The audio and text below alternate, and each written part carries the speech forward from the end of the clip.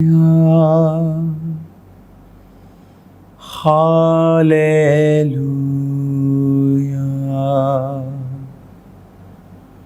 Hallelujah,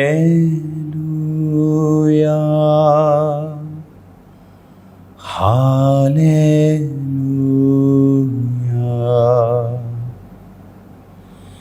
Hallelujah,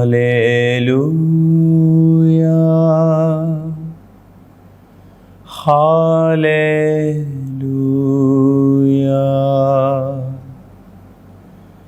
Hallelujah,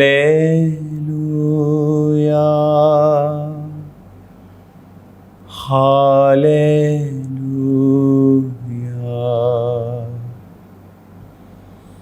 अपने हाथों को उठाओ राइट नाउ। आपके हाथ में जो ग्लोरियस पोस्टर, जो पम्फलेट आपके हाथ में है, उसे उठाओ। खुदावंद इस पे अपनी आग बरसा, और जिन हाथों में है खुदावंद उन पर भी तेरी आग उतरे। जब ये इनवाइट करें खुदावंद इस ग्लोरियस मीटिंग के लिए, चर्च अपने हाथों को उठाओ। ये वही मीटिंग है जो अगस्त में 16 अगस्त, जिस दिन मैं परमेश्वर में आया और मेरे 21 साल खुदावंद में कंप्लीट हुए हैं। और मेरा मानना है कि इस मीटिंग के बाद जो इस मीटिंग में शामिल होंगे, ब्रांचेस में होंगे, जो इस सेवकाई के साथ, इस ग्रेस के साथ जुड़े हुए हैं, मैं भविष्यवाणी करता हूं कि इस मीटिंग को बाद उनकी जिंदगी में ग्लोरियस चीजें घटित होंगी, ग्लोरियस महिमामय चीजें। जैसे यूसुफ के साथ महिमामय चीज हुई कि वो प्रधानमंत्री बना दिया गया, दाऊद के साथ हुई, मसा कर दिया गया, राजा बना दिया गया, यहूदा का, फिर उस पूरे इज़राइल का।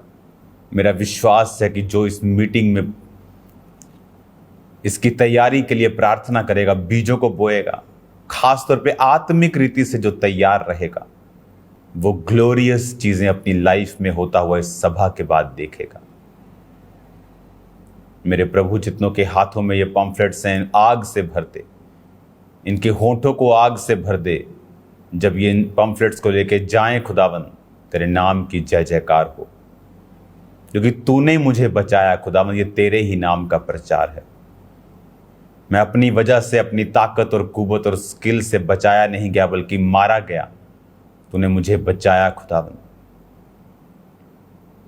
अपने हाथों को उठाओ। एक सॉन्ग जो आज भी मुझे तसल्ली देता है और मेरे दिल में बैठता है।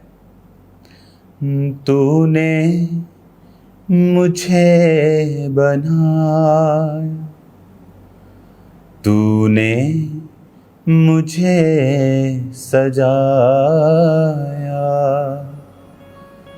तेरा शुक्र हो मसीहा, तेरे प्यार के लिए। तूने कलवरी पे मालिक मेरी गंदगी उठा ली, तुझे जान कर मसीहा, नहीं और कुछ तमन्ना, तेरा शुक्र हो मसीहा, तेरे प्यार के लिए। अपने हाथों को उठाओ। मेरे परमेश्वर, तूने मुझे एक ग्लोरियस 21 साल दिए हैं खुदाबंद, और जो तेरी आत्मा ने बताया था 2025 शुरू होने से पहले, वैसा ही हुआ खुदाबंद। अब तेरी आत्मा ये भी बता रही है खुदाबंद कि अगला समय ग्लोरियस होगा, बहुत चमकने का नहीं बल्कि छा जाने का, ऐसा चमकने का कि आंखें देख ना पाएं, ऐसा चमकने का टाइम आ चुका है तेरे नाम में खुदावन। जो आपने कहा था वो पूरा हो रहा है खुदावन। वो मेहनत, वो फास्टिंग, वो प्रार्थनाएं आपने सुनी है खुदावन। मैं आपका धन्यवाद करता हूँ इन दिनों के लिए, पास्ट के लिए जो आपने सुरक्षा दी, और फ्यूचर के लिए धन्यवाद करता हूँ जो आप बड़े काम करने जा रहे हैं खुदावन। एक हाथ अपना शरीर पर रखे, एक हाथ से ये पकड़ के रखे, और खुदावन जितने लोग आज तेरी प्रेजेंस में हैं मेरे परमेश्वर, ये सब लोग तेरे ग्लोरियस कामों को देखने पाएं, ये आशीषित हों, किसी अच्छी चीज की ने कमी ना हो, यीशु मसीह के नाम में आमीन आमीन आमीन। तारीफ करो जोर से, जितनी हाथों में ताकत है खुदाबंद के नाम के, जोर से जोर से जोर से। सब क्रूसेड्स के लिए, सब ग्लोरियस मीटिंग्स के लिए तारीफ करो खुदाबंद। अपने हाथों को उठाओ, बैठ जाओ, अपनी बाइबल को उठाकर कहो, आज जो कुछ मैं सुनने जा रहा हूं ये मेरी जिंदगी में 100 गुना फलों को लेके आए, और अंधकार की शक्तियां इसे चुरा ना पाए मेरे पिता। प्रभु यीशु मसीह के पवित्र नाम में हम मांगते हैं, आमीन आमीन। सब लोग अपने बाइबल को खोलेंगे और पहला शमूएल उसकी 17 अध्याय, उसकी अगर एक आयत को आप पढ़ेंगे, एक से लेके, मैं ये चाहता हूं कि आप इसे पूरा 58 आयत तक एक होमवर्क के रूप में पढ़ें। परमेश्वर के वचन की एक खासियत है, जिस तरह फूड की एक खासियत है। साइंस कहती है कि जब आप फूड को चबा चबा कर खाते हैं तो आपकी बॉडी उससे अच्छा एब्जॉर्ब करती है और बहुत सी बीमारियां नहीं लगती। उसी तरह से जब हमारी स्पिरिट का जो फूड है वो पवित्र वचन है। कई बार आपने देखा होगा कि आपके लाइफ में सब कुछ सही चल रहा है, पर एक अजीब सी बेचैनी आपकी लाइफ में है। वो बेचैनी आत्मा की भूख है, क्योंकि वो वचन ना पढ़ने की वजह से आपकी लाइफ में होती है। कई बार ऐसी बेचैनी होती है जब आप प्रार्थना नहीं करते और आप बाइबल नहीं पढ़ते, तो आपकी स्पिरिट जो है वो अनहैप्पी होती है और बेचैन होती है। और कुछ लोग बाइबल पढ़ते हैं फटाफट कि मुझे 5 अध्याय पढ़ने हैं। वो उन्हीं लोगों की तरह हैं जो फटाफट खाना खाते हैं और उनकी बॉडी पूरी खाने को अब्जॉर्ब नहीं करती, सोखती नहीं, बॉडी में कमी रह जाती है, विटामिन्स की डाइजेस्ट नहीं खाना होता, बहुत सी चीज़ें उन्हें सफ़र करनी पड़ती हैं। और उसी तरह से स्पिरिचुअल लोग भी जो फटाफट खाना खा लेते हैं, वो सोचते हैं 5 अध्याय मैंने पढ़ लिए, काम खत्म। वो उसी तरह के लोग हैं जो जल्दी में खाना खा लेते हैं लेकिन खाना पूरा पचता नहीं। तो ये भी नहीं कि आप सिर्फ 10 आयतें पढ़ें, बोले मैं आराम से पढ़ रहा हूं। अगर मैं आपको सिर्फ आधी रोटी खाने को दूं, बोलो आराम से खा लो, लेकिन चबा चबा के खाना, पर आधी से काम नहीं बनेगा। आपको जो आपकी खुराक है आपको लेनी पड़ेगी। उसी तरह से जब आप बाइबल को पढ़ते हैं तो मेक श्योर आप इसे आराम से पढ़ें, और आप इसे आराम से पढ़ के इतने अध्याय पढ़ें कि आपकी कंप्लीट बाइबल 3 से 4-5 महीने के अंदर कंप्लीट हो जानी चाहिए। तो आज जब हम इस वचन को हम पढ़ेंगे, पहला शमूएल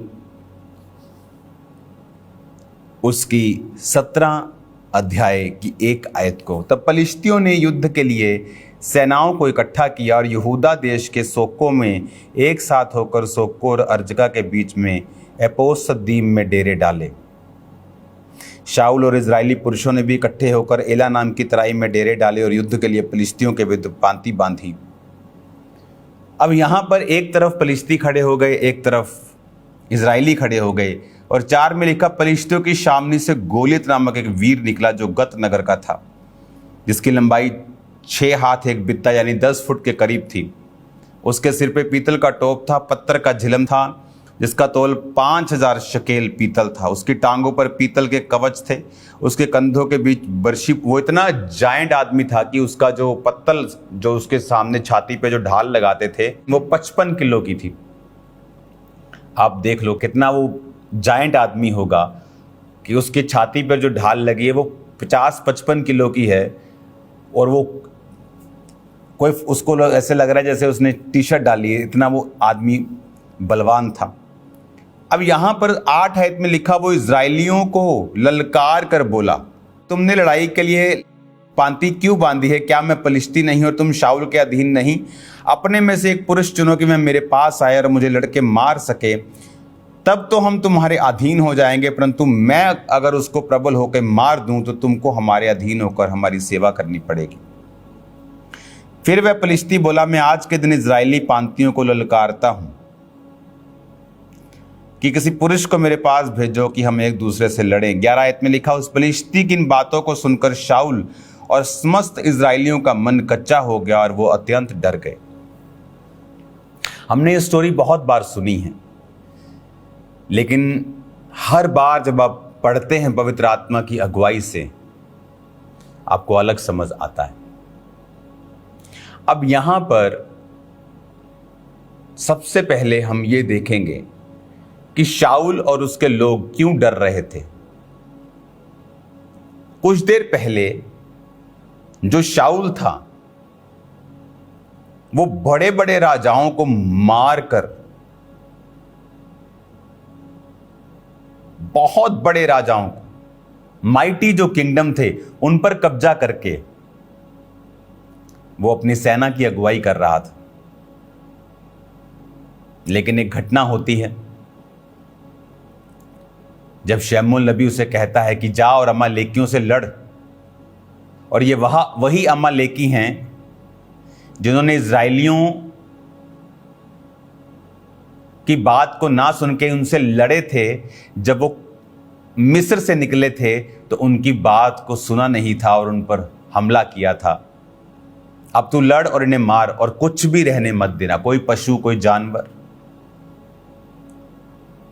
पर वो गया और पशु अच्छे अच्छे छोड़ दिए अपने लिए, अपनी सेना के लिए। लोगों को ज्यादा खुश करने की फिराक में चला गया वो, कि सेनापति को 100 गाय मिल गई, पूरी पब्लिक 5-5 10-10 भेड़े लूट रही है, हर एक सैनिक के पास अच्छी लूट आ गई, सब खुश थे। अगर सैनिकों को खुश करो, यही तो लड़ना है, इन्होंने तो लड़ना है। और परमेश्वर ने क्या कहा था कि किसी अच्छी चीज को जीवित मत छोड़ना। अरे ये तो भैंस है, आज के हिसाब से बोलो 80,000 की भैंस है, अरे ये वाला तो 2 लाख वाला है, जानवर है, इसे संभालो, हमारे खजाने में ऐड हो जाएंगे, लोग खुश हो जाएंगे। लोगों को खुश करते करते कब वो परमेश्वर से हट गया उसे मालूम नहीं पड़ा। और यहां पर उस समय पोजीशन ये थी कि परमेश्वर शाऊल के संग था। कोई भी युद्ध आता था तो शाऊल उसे जीतता था।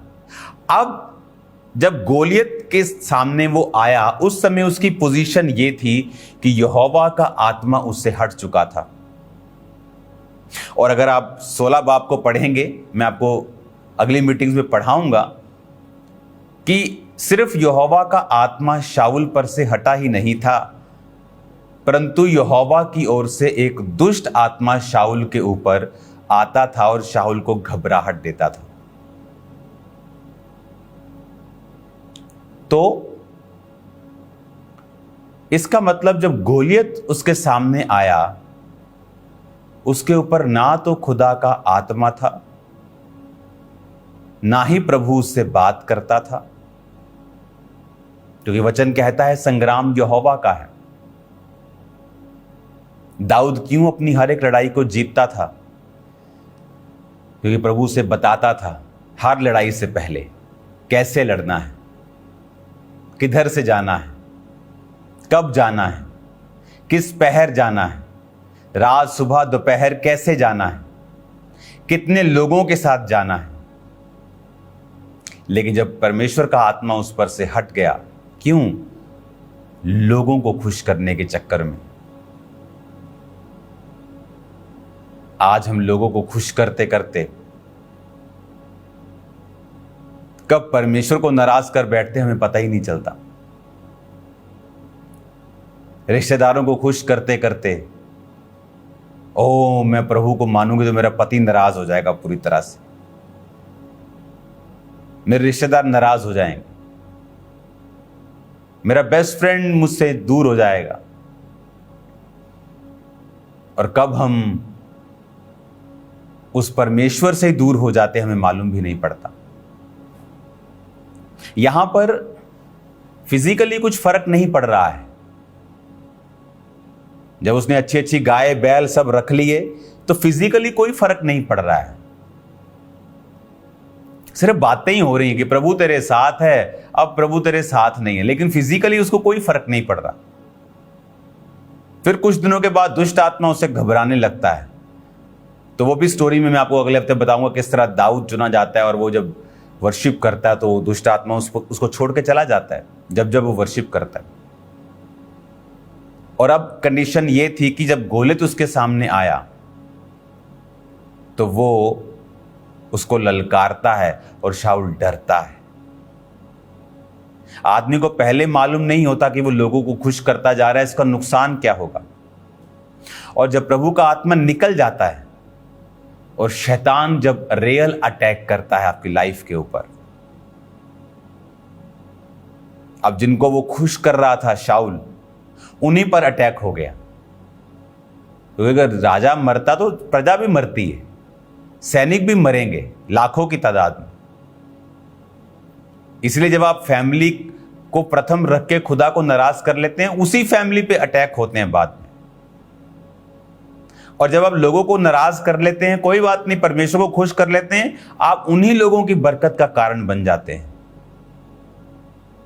क्योंकि आपने प्रभु के वचन को नहीं छोड़ा।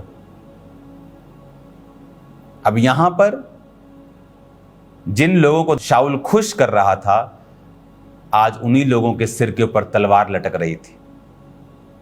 पुराने जमाने में जब छावनियां बांधी जाती थी तो शहर को घेर लिया जाता था, तो कोई शहर में सप्लाई नहीं आती थी, फूड सप्लाई बंद।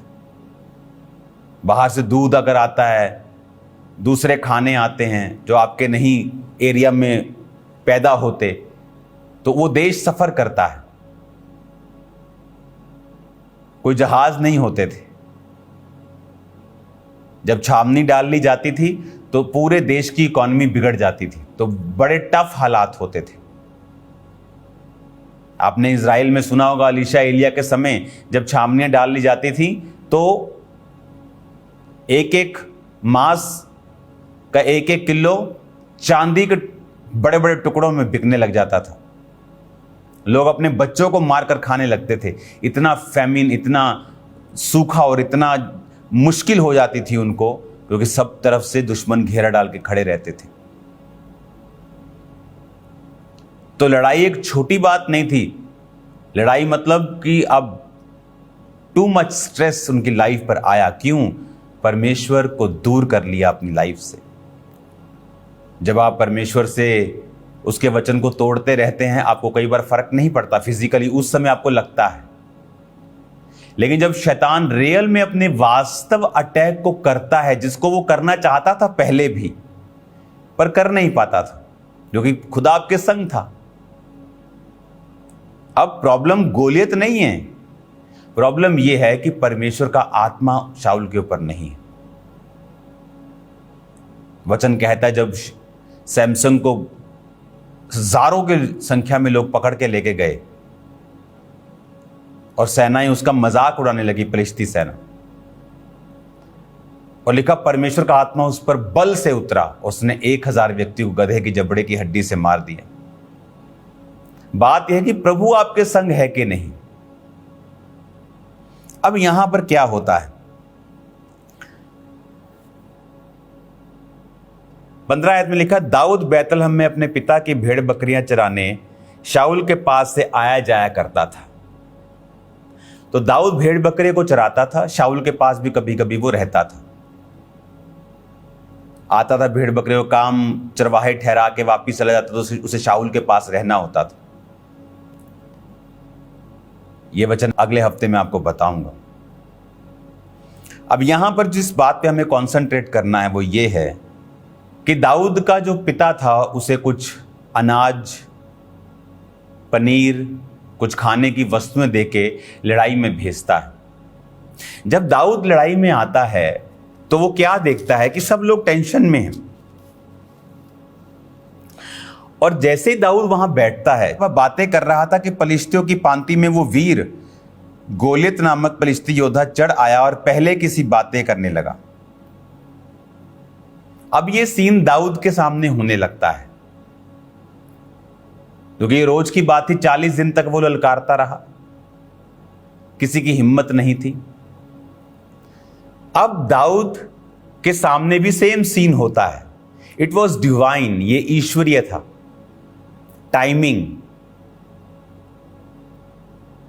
जब आप परमेश्वर की आत्मा से भरे होते, जैसे दाऊद भरा था, आपकी लाइफ में जो घटनाएं आपके आसपास होती हैं ईश्वरीय टाइमिंग से होती। अब यहां पर लिखा, उस इजरायली उसे देखकर भय खाने लगे और उसके सामने से भागे। और 25 आयत में लिखा, इजरायली कहने लगे, क्या तुमने उस पुरुष को देखा जो चढ़ा आ रहा है? निश्चय वह इजरायलियों को ललकारने को चढ़ा आता है, परंतु जो कोई उसे मार डालेगा, राजा उसे बहुत धन देगा, अपनी बेटी का विवाह उससे करेगा और पिता के घराने को इजराइल में स्वतंत्र कर देगा। दाऊद जब ये बातें सुनता है तो दाऊद ने उन पुरुषों से जो उसके आसपास खड़े थे पूछा, जो उस फलिश्ती को मार के इजराइलियों की नामधराई दूर करेगा उसके साथ क्या किया जाएगा?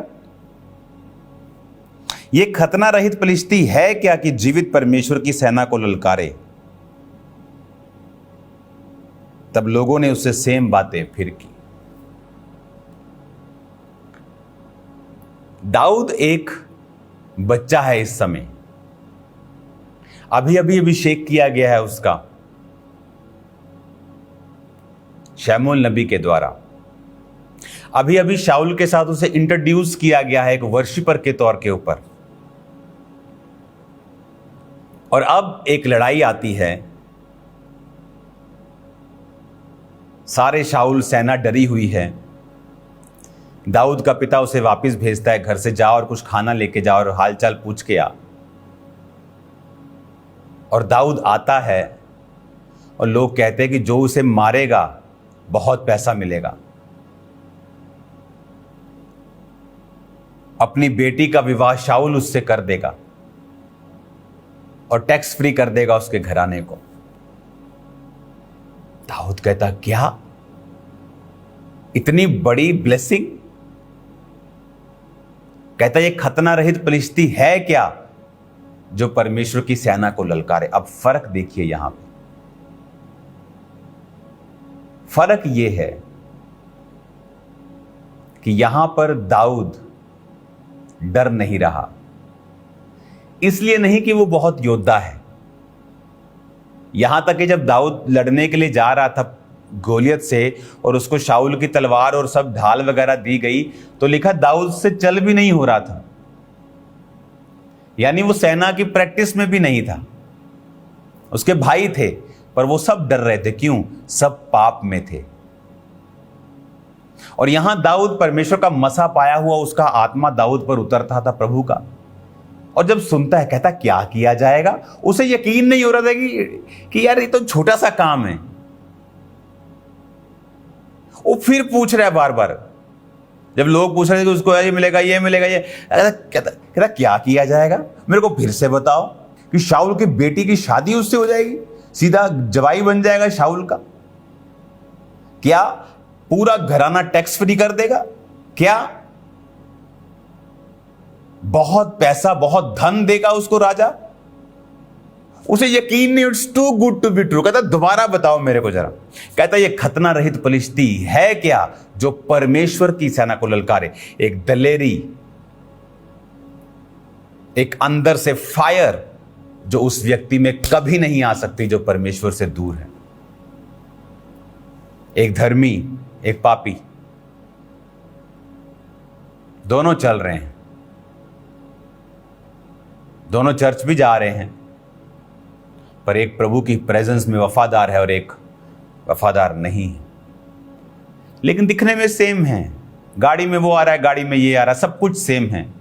लेकिन एक समय आता है जब शैतान अटैक करता है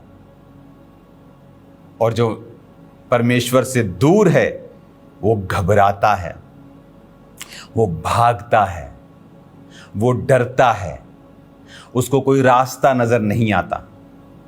लेकिन जो प्रभु के नजदीक है, सेम मुसीबत, सेम कैटेगरी, 100% वही मुसीबत जब उसकी लाइफ में आती है, वो जानता है परमेश्वर उसके साथ है, वो जानता है यहोवा उसके संग है, वो जानता है शैतान का उसके जीवन पे कोई अधिकार नहीं, वो जानता है ये बीमारी, ये गरीबी, ये श्राप, ये मुसीबत, ये कोविड, ये मेरे लिए नहीं है, यीशु मसीह के नाम। आमीन। कहां थे कोविड में खामरा चर्च? आज भी इंटरनेट पे फोटोज देखो, पहले दिन से जब लोग अंदर थे, हम सड़कों के ऊपर थे, ले हैंड कर रहे थे लोगों के ऊपर, कोविड वाले लोगों के ऊपर। अन्य जाति की गवाहियां हैं, जो अन्य जाति लोग हैं जो प्रभु को नहीं जानते, बड़ी पदवियों के ऊपर है, पंजाब की बहुत बड़ी पदवियों के ऊपर, उनकी फैमिलीज पे कोविड के टाइम जब पहली वेव आई थी, कोई मेडिसिन नहीं थी, ले हैंड हुए हैं और वो ठीक हुए हैं 2-2 दिन में। क्योंकि जब आप परमेश्वर का आत्मा आपके ऊपर है, वो समय होता है चमकने का। लोग डर रहे होते हैं, बड़ी बड़ी बातें करने वाले भी इंटरनेट पे फिर नजर नहीं आते। लेकिन उस समय दाऊद को पता था कि यह मुसीबत खुदा की ओर से है। दाऊद की लाइफ का बिगेस्ट ब्रेक थ्रू गोलियत को मारना था। बिगेस्ट ब्रेक थ्रू उसकी सेवकाई का, उसकी लाइफ की एंट्री का इन रॉयल किंगडम, गोलियत को मारना था। गोलियत को वही मार सकता था जो अपनी स्ट्रेंथ पे नहीं, यहोवा पर भरोसा रखे, और खुदा ने उसे मसा किया हो, जो कि कुछ दिन पहले दाऊद को परमेश्वर ने किया था। और उसी को मसा किया जा सकता है जो प्रभु के साथ एक समय, लंबे समय तक वफादार रहा, जो कि दाऊद था और उसके भाई नहीं थे। अब जब एक विश्वासी की जिंदगी में मुसीबत आती है, हो सकता कुछ देर के लिए वो डर जाए। एलिया भी डर गया था। इजाबेल कहती है आज तेरा सिर धड़ से मैं शाम तक की अलग कर दूंगी। लिखा एलिया भागा। वो एलिया जिसने 800 कितने नबियों को मार दिया, बाल के और अशेरा के, कितने नबियों को मारा, लेकिन वो डर गया। हो सकता है धर्मी भी डर जाए, लेकिन सडनली वो कम बैक करता है क्योंकि परमेश्वर का आत्मा उसके ऊपर। लेकिन एक अनफेथफुल, एक बेवफा आदमी जो खुदा से बेवफा है, वो वापसी नहीं कर सकता। वो मुसीबत उसको पता है, उसको झाड़ेगी, उसको छांटेगी, उसको खत्म कर देगी। कितना जरूरी है खुदा के साथ फेथफुल रहना। हालेलुया। और यहां पर फिर दाऊद अपनी स्टोरी, जब शाऊल के पास उसे लेके जाया जाता है कि एक आदमी ऐसी बातें कर रहा है लड़का, और शाऊल कहता है ये तो लड़का है, ये तो छोटा बच्चा है। कहता नहीं नहीं नहीं, जब मेरा बाप मुझे भेड़ बकरे को चराने भेजता था और शेर भालू मेरी भेड़ों को चुराता था, तो मैं उसके मुंह से अपनी भेड़ चुरा लेता था। एक लड़का यंग बता रहा है कि मैंने शेर को मारा है, भालू को मारा है। 5 लोग भी शेर को मार नहीं सकते हैं। भालू आदमी से दुगना तेज भागता है, शेर तो चलो आगे की बात है।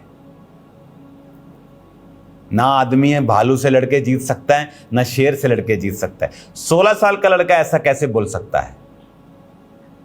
वफादारी। जब आप प्रभु के साथ फेथफुल होते हैं और सडनली कोई चीज आप पे अटैक करती है, परमेश्वर का आत्मा आप पर उतरता है, आपके अंदर एक अजीब सी दलेरी होती है कि मैं इसको पार कर लूंगा, मैं गो थ्रू कर जाऊंगा, ये मुझे चमकाने के लिए आई, ये मुझे मारने के लिए नहीं आई। लेकिन वो वफादारी, उसके पीछे की सपोर्ट, कारण, रीजन उसका नींव है। ऊंची बोलने से शैतान भागेगा नहीं अकेला,